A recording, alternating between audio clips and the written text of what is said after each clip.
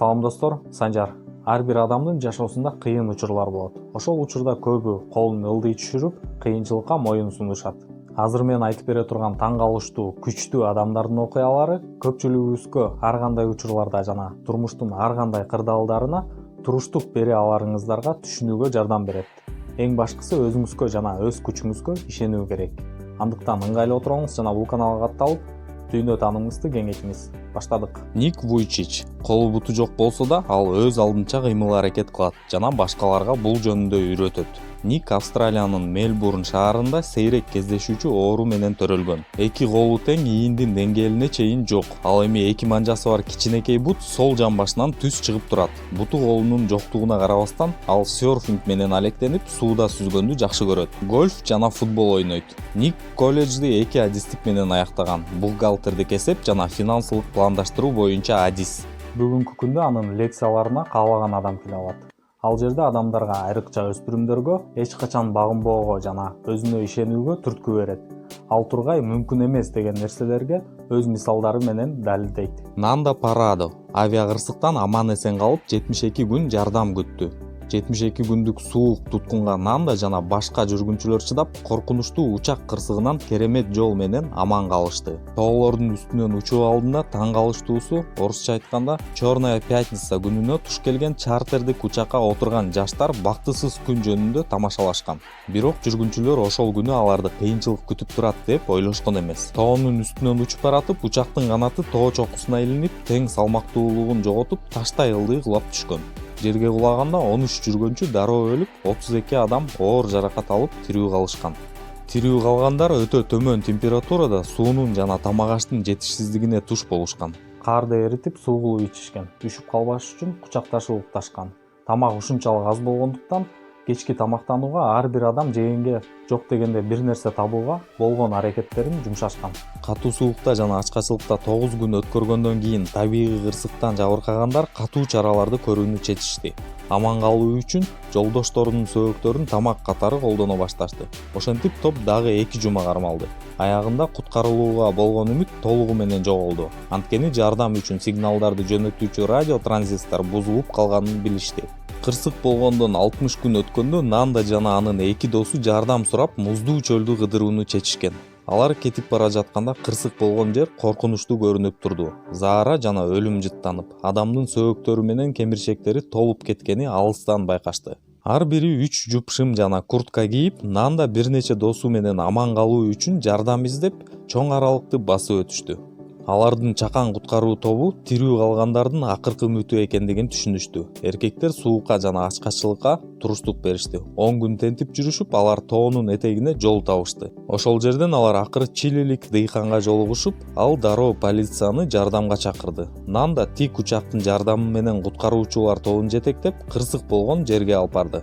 Натыйжада 1972 жылы 22 декабрда 72 күндүк өлүм менен айыгышкан күрөштөн кийин 8 жүргүнчү гана тирүү калган. Авиакырсыктан улам Нанда үй бүлөсүнүн жарымынан айрылган. Кырсык учурунда ал 40 килограммдан ашык салмак таштап, арыктап кеткен. Азыркы учурда ал бул видеонун биринчи каарманы сыяктуу эле максаттарга жетүү үчүн жашоодогу мотивациянын күчү жөнүндө лекцияларды өтүп турат. Питер Динклэч стандарттуу эмес көрүнүшүнө карабастан экран жылдызы болуп калды. Питер жашоонун баардык тоскоолдуктарына карабастан ийгиликке жетүүгө жөндөмдүү адамдардын жаркын үлгүсү. Динклэч узун сөөктөрдүн өнүгүүсүн бузуучу сейрек кездешүүчү тукум куума оорусу ахондроплазия менен төрөлгөн. Дарыгерлердин айтымында ахондроплазиянын себеби өсүү гениндеги мутацияларда болуп, карликке алып келет. Баланын ата-энесинин кирешеси аз болгон. Апасы музыкадан сабак берип, атасы бир кездерде камсыздандыруу агенти болуп иштечү, бирок жумушсуз калган. Анын балалыгы көрүүчүлөрдүн алдында таланттуу скрипач агасы менен спектакльдердин көркүн ачып өткөргөн. Адатта атак-даңк актерлорго эрте келет. Бирок Питердин жылдызы 34 жашында 2003 жылы станция сакчысы кинотасмасы чыккандан кийин гана жанган. Карьерасынын алгачкы жылдарындагы анчалык бай эмес тажрыйбасы актёрдун көбүнчө карликтер катышкан ролдорду ойногусу келбегендиги менен байланыштуу. Питер гном же лепрекондорду ойногондон таптакыр баш тартчу. 2011 жылдан ушул күнгө чейин Динклэч эң ийгиликтүү заманбап сериалдын негизги каармандарынын бири Тирион Ланнистердин ролун аткарган. Актёрдук таланты Питерге ар кандай ардактуу сыйлыктарды алып келген. Жакында эле Сан-Францискодагы Мадам Тюссе музейинде Динклэждин статуясы пайда болгон. Стивен Хокинг миллиондогон адамдарды илимди изилдөөгө шыктандырган шал оорулуу гений. Мүмкүн болгон нерселерди жасаган адамдар жөнүндө сөз кылып жатып, азыркы илимдин корифеи Стивен Хокинг жөнүндө айтпай кетүүгө болбойт. Стивен 1942-жылы дүйнөнүн эң байыркы университеттеринин бири катары белгилүү Британиянын Оксфорд шаарында туулган. Ошол жерден биздин гений кийинчерээк билим алат. Илимге болгон кызыгуусу медициналык борбордо иштеген ата-энесинен калган болсо керек.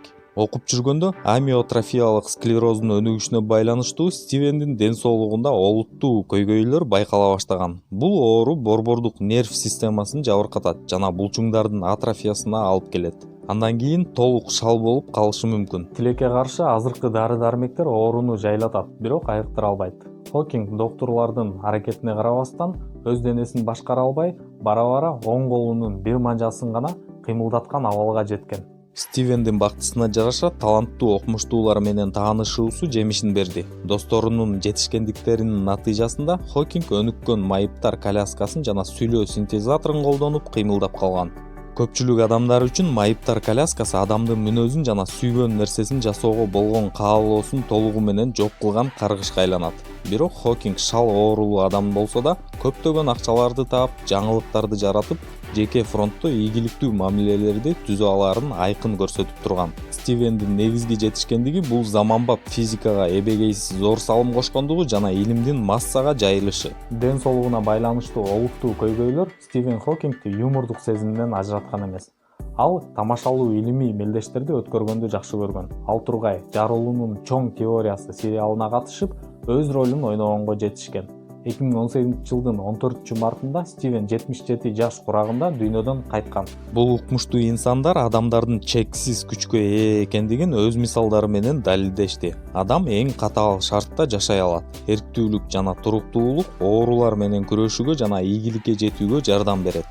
Илим, спорт, кино, музыка, мода дүйнөсү кандай гана иш-аракет болбосун, кандай шартта болбосун жеткиликтүү бойдон калууда. Бардык кыйынчылыктар үчүн тагдырга наалат айтпа. Жеңишке стимул таап, эч нерседен тайбаңыз.